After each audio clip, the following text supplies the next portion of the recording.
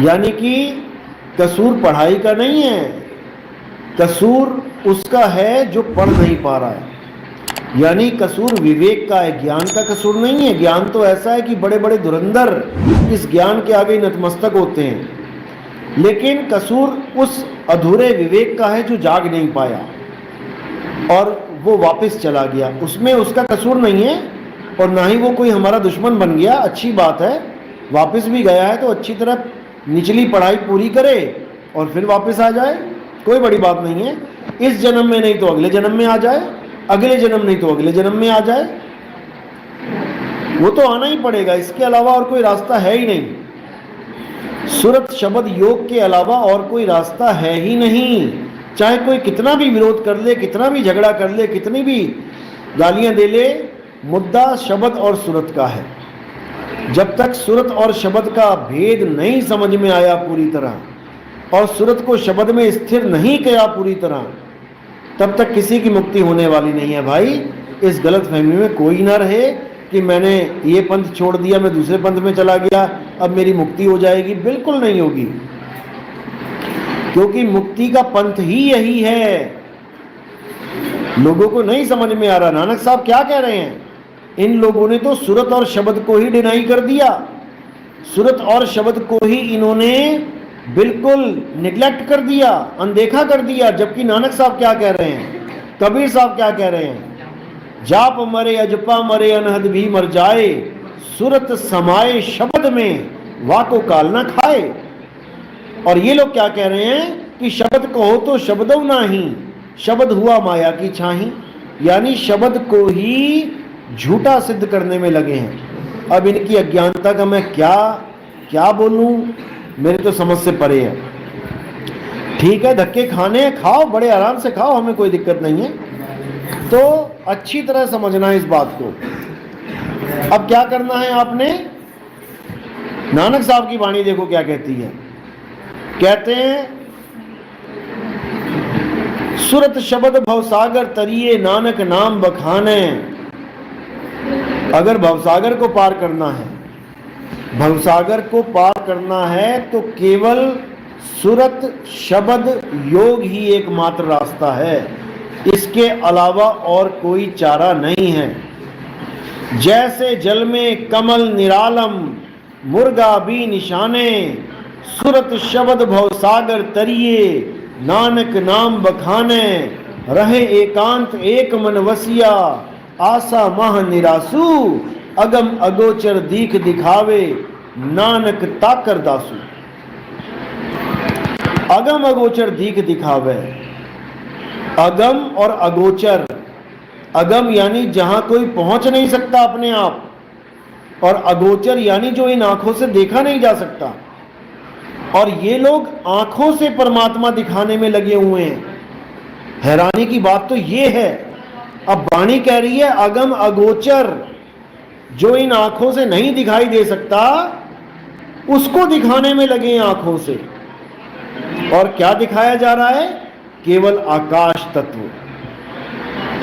आकाश तत्व को ही परमात्मा घोषित किया जा रहा है। इसी आकाश तत्व में सूरज चांद सितारे धरती ये सब घूम रहे हैं, ग्रह घूम रहे हैं। उन घूमते हुए ग्रहों को मछली की संज्ञा दी जा रही है और आकाश को पानी बना दिया है, जल बना दिया है। यानी आकाश में ये सारे तत्व घूम रहे हैं। जल में मीन प्यासी मुहे देखत आवे हंसी। यानी हमें तुम्हें हमारे शरीरों को बना दिया इन्होंने मछली, और जिस आसमान में जिस आकाश में हम तैर रहे हैं उसे बना दिया जल, और इन आंखों के द्वारा ही उसको दिखा दिया। और क्या बोला कि देखो, इसको कोई काट नहीं सकता, जला नहीं सकता, वायु सुखा नहीं सकती, जल भिगो नहीं सकता, और 10 उंगलियों के बीच में ये आकाश तत्व ही परमात्मा है। बताओ, ये गीता का ज्ञान है। अभी मैंने गीता का पूरा ज्ञान नहीं समझाया आपको। अभी जब मैं पूरी गीता खोल के समझाऊंगा तो आपके पैरों से जमीन निकल जाएगी। अभी तो मैंने गीता के केवल वो अध्याय सुनाए हैं जो केवल आपको आत्मा से जोड़ें, क्योंकि असली ज्ञान आत्मा का ज्ञान है, जो गीता समझा रही है कि हे अर्जुन, 17वां श्लोक, जो अपनी आत्मा में रमण करते हैं, जो अपनी आत्मा में तृप्त हैं, जो अपनी आत्मा में संतुष्ट हैं, उनके लिए कोई धार्मिक कर्म कर्तव्य लागू ही नहीं होता। तो हम अभी आपको आत्मा का खुलासा कर रहे हैं, आत्मा के साथ जोड़ रहे हैं, लेकिन जो ये गुरुआ बनने के चक्कर में बैठे हैं लोग, इनका जो ज्ञान है ये सारा ज्ञान अभी खुलेगा, सारे पंथ खत्म कर दिए जाएंगे, सारे पंथों के विवेकी हंस एक पंथ में आ जाएंगे, वही कबीर साहब का 13वां पंथ है। और अभी आपको नहीं समझ में आ रहा, जब समझ में आएगा तो बहुत बढ़िया, अच्छी तरह समझ में आएगा। बस देखते जाइए कि क्या होता है।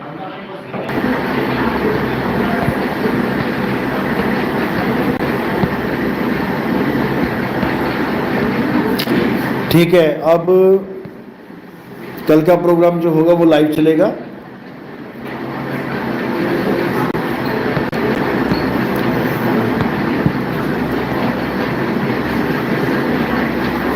और किसी की कोई शंका समाधान है तो वो पूछ सकता है या मैसेज कर सकता है व्हाट्सएप पे।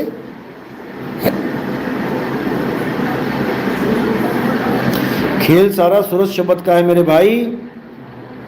जब तक सूरत और शब्द को समझ नहीं गए आप,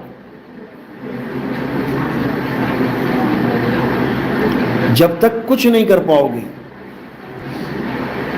अच्छी तरह समझ लो, सारा खेल ही सूरत शब्द का है। गगन में अगिया लागी बड़ी भारी, आप इस शब्द को पढ़ो। सूरज जल गए, चंदा जल गए, 9 लाख तारा जारी, गगन में अगिया लागी बड़ी भारी। कहें कबीर सोई जन बच गए, कहें कबीर सोई जन बच गए, जिन शब्द में सूरत संभारी, गगन में अगिया लागी बड़ी भारी। और ये निकम्मे क्या बोल रहे हैं कि सूरत शब्द का कोई भेद ही नहीं है, कोई ज्ञान ही नहीं है, ये सब झूठ है। कमाल कर दी इन लोगों ने। तो कोई बात नहीं, बोलने वाले बोलते रहते हैं। विवेकी इनके जाल में नहीं फंसते, जो फंस जाते हैं वो अपना जन्म बर्बाद कर जाते हैं। तो ठीक है, सबको अपना अपना अधिकार है, किसने जन्म सफल करना है, किसने जन्म बर्बाद करना है। हमारी तरफ से किसी को कोई बंधन नहीं है, जो जहां जाना चाहता है वो जा सकता है, जो जिस प्रकार की भक्ति कर सकता है कर सकता है। हमारा किसी के साथ कोई विरोध है ही नहीं। हमारा काम है जागृति देना, हम देते रहेंगे। आपका काम है जागना, आप जागिए। आपका अगर मन कर रहा है सोने का तो सो जाइए।